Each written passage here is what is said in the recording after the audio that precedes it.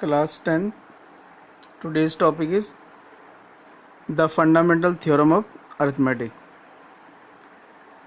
Actually में ये जो टॉपिक है आपका, ये आपके मैथ्स में फर्स्ट चैप्टर का फर्स्ट टॉपिक हो गया, बिकॉज यूक्लिड डिवीज़न लेमा तो डिलीट हो गई है।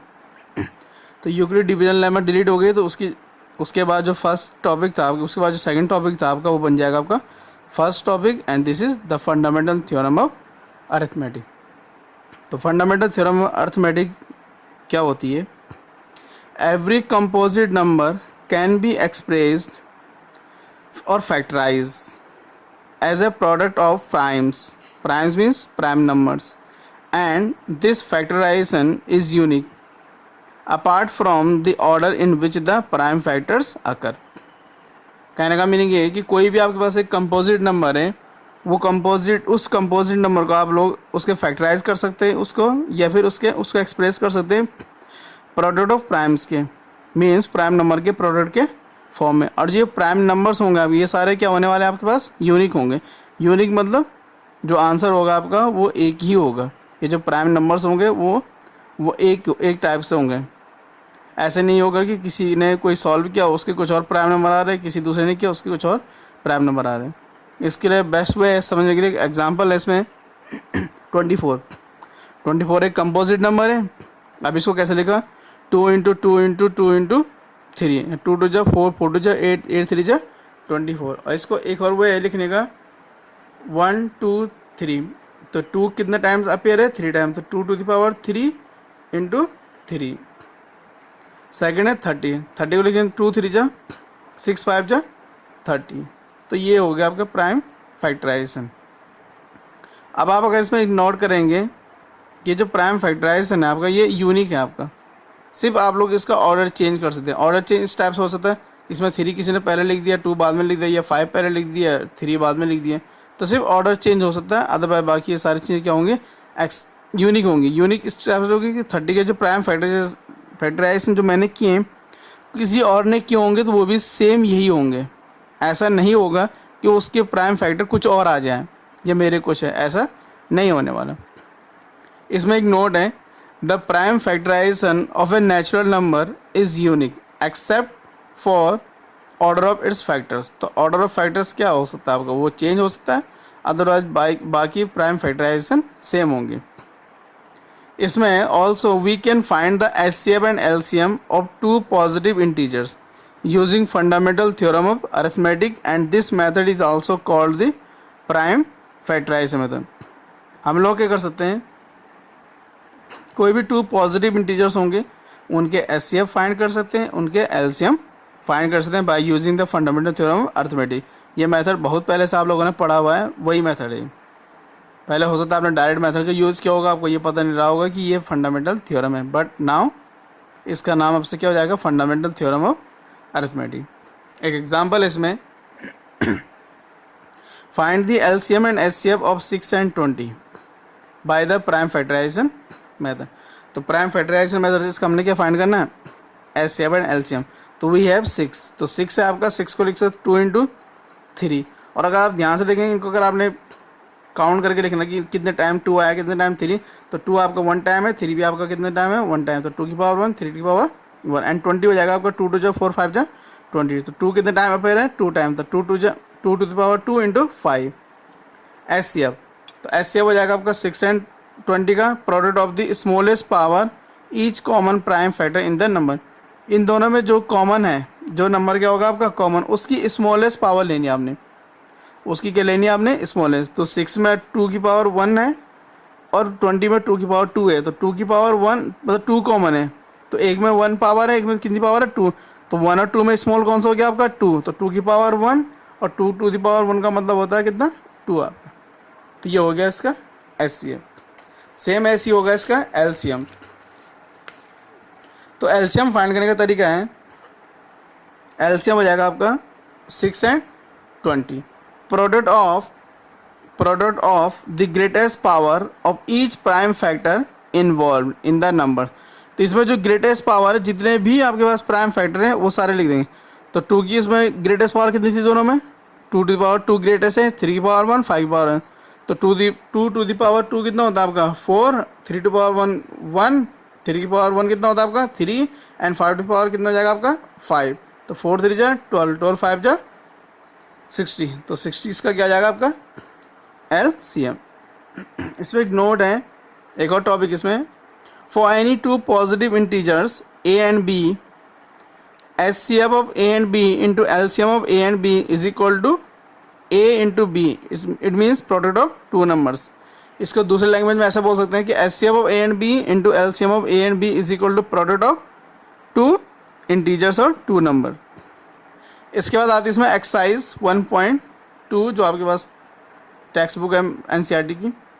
फर्स्ट क्वेश्चन है आपके पास, express each number as a product of its prime factors. तो इसमें नंबर आपके 140, 156, 3825, 5005, 7429, इनके आपने प्राइम फैक्टर्स लिखने हैं। तो सॉल्यूशन है, फर्स्ट है आपका 140, तो 140 को प्राइम फैक्टर किया 140 लिखा, 2 से डिवाइड किया 70, 2 से डिवाइड किया 35, 35 के 2 के बाद कौन सा प्राइम नंबर है 3 आता, 3 से डिवाइड नहीं होता 35, फिर 5, तो 5 से 1 जा 35 और 7 1 जा 7, तो ये उसके क्या हो गया आपके पास प्राइम फैक्टर। तो 2 इंटू 2 इंटू 5 इंटू 7, तो 2 कितने टाइम अपेयर है 2 टाइम, तो 2 to the power 2 into 5 into 7, this is prime factor. ऐसी इसमें आपके पास 156, तो 156 को लिखेंगे 2 78, 2 39 एंड 3 13, तो 156 और 2 इंटू 2 इंटू 3 इंटू 13, तो 2 कितने टाइम अपेयर है 2 टाइम, तो 2 to the power 2 into 3 into 13, तो इसके क्या हो जाएंगे प्राइम फैक्टर से। रेस्ट ऑफ जो क्वेश्चन है आप इनको इसी टाइप से सॉल्व कर सकते हैं। इसके बाद इसमें सेकंड क्वेश्चन है आपके पास, find the LCM and SCF, find the LCM and SCF of the following pairs of integer and verify that LCM into SCF is equal to product of the two numbers. तो first question है 26 and 91, 510 and 92 second one, and third one is 336 and 54। Solution में first we have, तो आपने prime factor किए 26 की, 26 के prime factor 2 into 13, 91 के prime factor 3 into 13, तो दियर फॉर SCF हो जाएगा 26 इंटू 26 एंड 91 का कितना, इन दोनों में कॉमन कितना है आपका 13 है, स्मॉलेस्ट पावर भी 13 है, तो ये हो जाएगा आपका 13। LCM हो जाएगा 26 एंड 91 का जो कॉमन है वो 1 टाइम आएगा, रेस्ट ऑफ 2 एंड ये 7, तो 7 2 जा 14 और 14 13 जा 182। वेरिफिकेशन करना आपको इस फॉर्मूला को LCM into SCF equal to product of the two numbers, तो इसके लिए हो जाएगा आपका LCM into SCF equal to कितना हो जाएगा 182 इंटू 13, तो इसको आप मल्टीप्लाई करेंगे तो 2366 आएगा, एंड 26 को 91 से मल्टीप्लाई करें 2366, तो ये दोनों क्या हो गया आपके पास इक्वल हो गए, तो ये वेरीफाई हो गया LCM into SCF equal to product of two numbers, means left hand side equal to कितना हो गया आपका राइट हैंड साइड। तो अगर left hand side equal to right hand side हो जाए तो इसका मतलब जो भी ये फॉर्मूला था आपका ये क्या हो गया आपका प्रूफ हो गया। थर्ड क्वेश्चन है, find the LCM and SCF of the following integer by applying the prime factorisation method. तो प्राइम फैक्टराइजेशन मेथड का यूज़ करके आपने इनका LCM फाइंड करना और साथ में SCF फाइंड करना।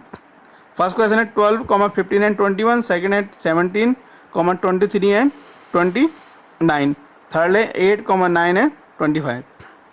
सॉल्यूशन वी हैव 12 के फैक्टर 2 इंटू 2 इंटू 3, तो 2 कितने टाइम अपेयर है 2 टाइम, तो 2 की पावर 2, 3 कितने टाइम 1 टाइम, 3 की पावर 1, ऐसे 15 3 इंटू 5 21, 3 इंटू 7, 3 की पावर 7 इंटू 3 की पावर 1 इंटू 7 की पावर 1, तो ऐसे हो जाएगा 12 15 एंड 21। कैसे देखना है, इन तीनों में क्या है कॉमन 3 है, और 3 की स्मॉलेस्ट पावर देखनी है, तो सब में 3 की स्मॉलेस्ट पावर कितनी होगी 1, तो 3 की पावर 1 कितना हो जाएगा आपका 3, LCM 12 15 29।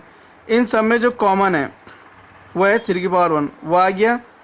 2 की हाईएस्ट पावर देखनी है, तो 2 की हाईएस्ट पावर कितनी है 2, तो 2 की हाईएस्ट पावर 2, 5 की पावर कितनी है 1, 7 पावर कितनी है 1, तो 2 की पावर 2 4, 3 की पावर 1 3, 5 की पावर 1 5, 7 की पावर 1 7, 4 दिया 12, 12 5 जा 60 एंड 67 जा 420, तो 420 इसका क्या आ गया LCM और ये इसका क्या आपका SCF।